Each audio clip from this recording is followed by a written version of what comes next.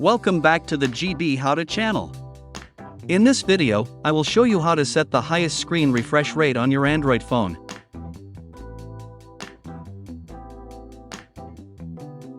Don't skip the video so you don't miss any important steps. First, go to Settings.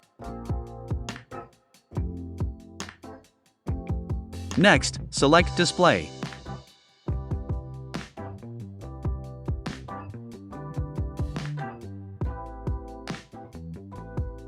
Select Motion Smoothness.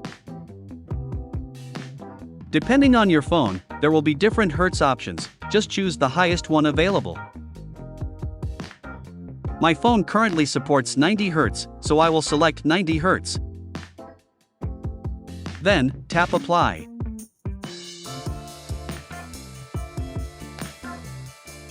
Don't forget to like and subscribe to the channel.